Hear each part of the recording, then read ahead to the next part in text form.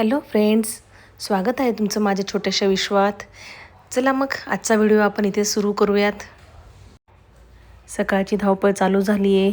चला आता आपण आपल्या कामाला लागूयात.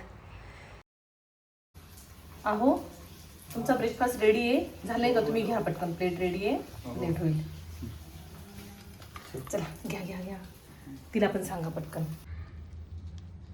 हे आहे आरूची ब्रेकफास्ट. घे. थँक्यू. ही बघा आरूची बॅग, खूप हलकी हलकी आहे. आरू, ए आरू, काय नेतात ग तुम्ही बुक्स एवढे?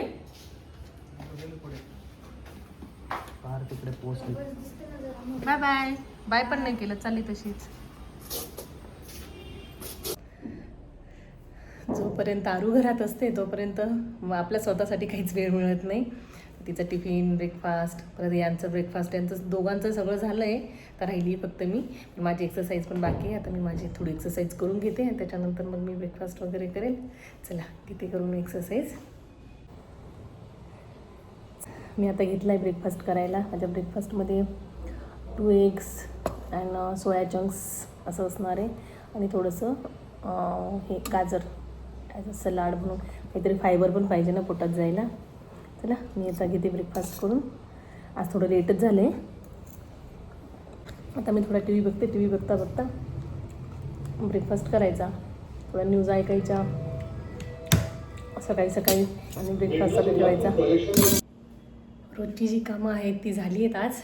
पण सोमवारचं राहिलेलं काम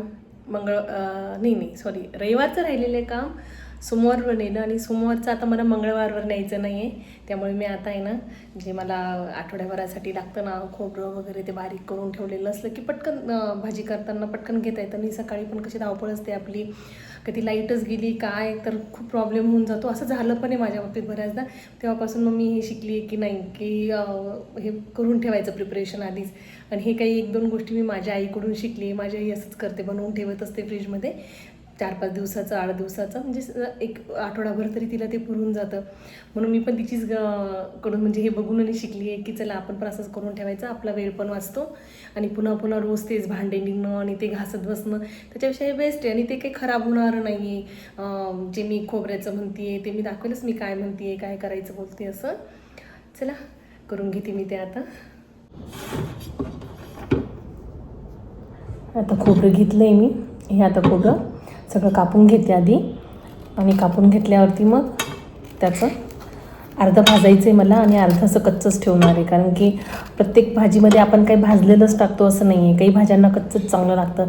वांग्याची भाजी झाली, कारल्याची भाजी झाली, त्याच्यामध्ये कच्चंच खोबरं छान लागतं खाताना. कारण आपण त्याच्यात दाण्याचं कूट घालत असतो आणि त्याच्यासोबत भाजलेलं म्हणजे खोबरं एवढं काही चांगलं लागत नाही. माझा तरी अनुभव असा आहे, म्हणून मी त्याच्यात कच्चंच घालते. चला मी आता हे कापून घेते, नाही तर बोलता बोलता हात कापायचं खोबऱ्याऐवजी. चला खोबरं कापून झालं आहे. आज जरा रॅश कमी झालेली वाटते मला. इचिंग पण होत होती ती 2-3 दिवस खूप. ठीक आहे, आज जरा फरक वाटतो आहे. आता एवढं खोबरं कापून घेतलं आहे. आता यातलं अर्धं मी मायक्रोवेव्हला भाजणार आहे आणि अर्धं मिक्सरला असंच कच्चं बारीक करणार आहे. चला मिक्सरच्या भांड्यात टाकते. त्याला बारीक करून घेते, मग बोलते मी. कुकर घेतले बारीक करायला, ग्राइंड करते.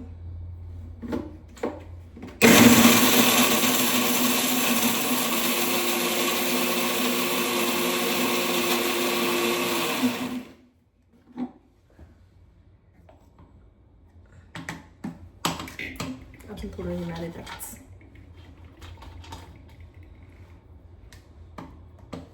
त्याला मी बारीक करून घेते आधी. आता हे मी बारीक केलेलं याच्यात भरून ठेवलं आहे. हे मला जातं साधारण 8-10 दिवस. 8 दिवस तर आरामात जाणार आहे मला. आता मी हे मायक्रोवेव्हला भाजून घेते उरलेलं. मी मायक्रोवेव्हला हे 4 मिनिटाचं मी भाजून घेणार आहे मायक्रोवेव्हमध्ये. ते आपण कढईत भाजलं तरी चालतं आहे, पण मग मी मायक्रोवेव्हला भाजते. एकसारखं भाजलं जातं म्हणून मला मायक्रोवेव्हमधलं आवडतं.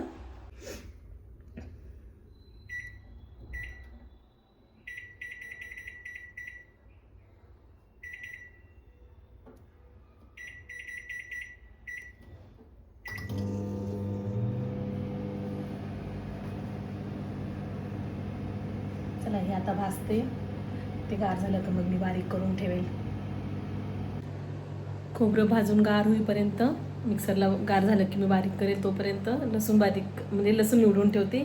एक एक एक एक काम मिटवायला लागेल आता, कारण की आजचा दिवस पण आला आहे, अर्धा तास वरती संपत.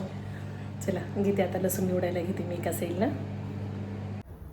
खोबरं भाजून मी गार करून झाले, आता त्याला मी पहिले मिक्सरला बारीक करून घेते आणि मग डब्यात भरून ठेवणार. मस्त आठवडाभर टेन्शन मिटलं आता माझं. सो आठवडाभराची तयारी झाली आहे. खोबरं पण बारीक करून ठेवले, भाजलेलं. कच्चं नारळाचं पण बारीक केले, लसूण निवडून ठेवला आहे. लसूण कमी निवडला आहे, आठवडाभर नाही निवडून ठेवला आहे. लसूण निवडता येतो मध्ये कधी पण थोडाफार. त्याला आता हे आता मी फ्रीजमध्ये ठेवून देते. आता आठवडाभर काही धावपळ होणार नाही. पटकन वाटण काढलं की वापरलं की झालं, पटापट स्वयंपाक होऊन जातो, वेळ वाचतो आणि मुळात भांडे पण कमी निघतात. भांडे घासायचं काम कमी होतं ना, ती सगळ्यात मोठी खुशी बायकांची. चला मी आता ठेवते.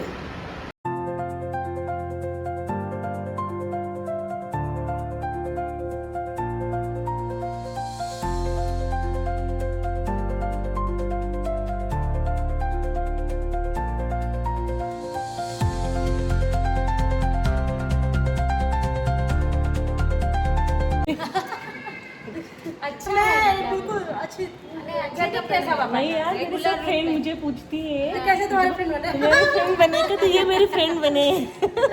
या दोघी हिंदी बोलतात, या दोघी माझ्या फ्रेंड झाल्या. आम्ही संध्याकाळी वॉकला वगैरे जात असतो. आजच्या जेवणात सगळ्यात आवडती कांदापातीची भाजी, आणि ती कधी जास्त मिळतच नाही इथे. मी खूप महिन्यांनी खाते आज मी कांदापातीची भाजी. आज खूप पोटभर जेवण करणार आहे. हिरवी हिरवी दिसते. भाजी पण रेडी आहे. इकडे कांद्याची पात मस्त शिजली आता ती पण. इकडे सोबत गरमागरम बाजरीची भाकरी, भाजी बघून तो खूप तोंडाला पाणी येतंय माझ्या. भाजी आणि ही भाकरी. चला आता ताव मारतो जेवणावरती. खूप महिन्यांनी कांदापात खायला मिळणार आहे आज. आणि जी कांदापात आम्हाला खूप आवडते, वीकमधून एकदा तरी खात होतो, ते आता काही महिने मिळत नाही आहे खायला. जेवण वगैरे झालं, सगळं संध्याकाळचं आवरून झालं आहे. आता डोर लॉक करून घेते, झोपण्याची तयारी. त्याला आता झोपायलाच घ्यायचं आहे, थकवा आला आता. अरू काय करते?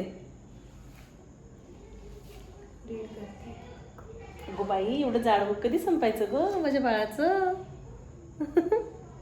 कसं आहे पण, कळते का काही? हो. छान आहे. बघू किती पेजेस झाले. बस थोडं ते समजून रीड करायचे, लर्न करून राहिले मी त्याला. 4-5 पेज झाले कालपासून. ठीक आहे, चालेल. चला आजचा व्हिडिओ मी इथेच एंड करते. So bye bye and take care.